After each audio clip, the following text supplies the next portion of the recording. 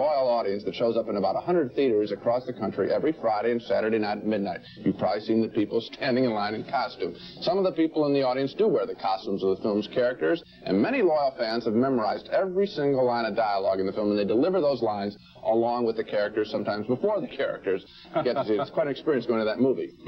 A reaction like that one, of course, is a spontaneous response from an audience. And the people who made this sequel to that film, the sequel's called Shock Treatment, they really put themselves in a trick bag because they're consciously trying to make a cult film. And they've wound up only with a pale imitation. This new film, like the first one, tells the story of a square young couple who wind up in the clutches of some weirdos who want to rule the world. In Shock Treatment, the weirdos are a bunch of henchmen. A guy named Farley is their leader, who's turned the town of Denton, Texas, the birthplace of Dwight Eisenhower, into one giant television studio. The entire town has been turned into the studio audience and is hypnotized by this guy Farley's 24-hour parade of soap operas and game shows. In fact, Farley has the whole town whipped up into a musical frenzy.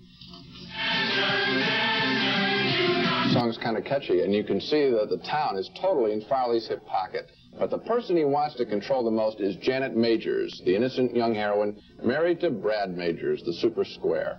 Farley has Brad in prison, and then he orders one of his henchmen to win over Janet by appealing to her desire to be a sex symbol in one of his TV shows.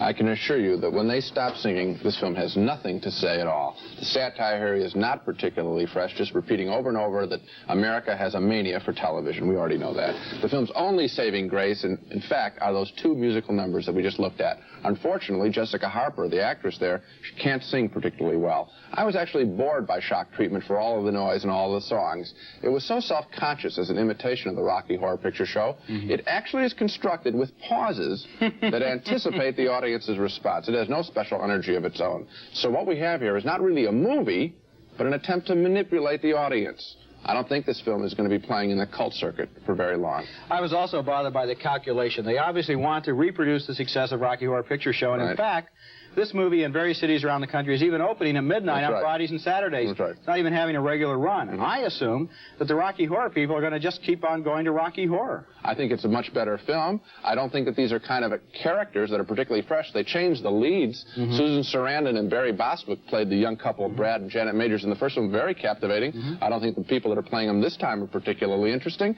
And I must say, I'm getting a little tired of the standard. This film was originated by English people. That mad scientist there, Richard O'Brien, is the guy who wrote both films.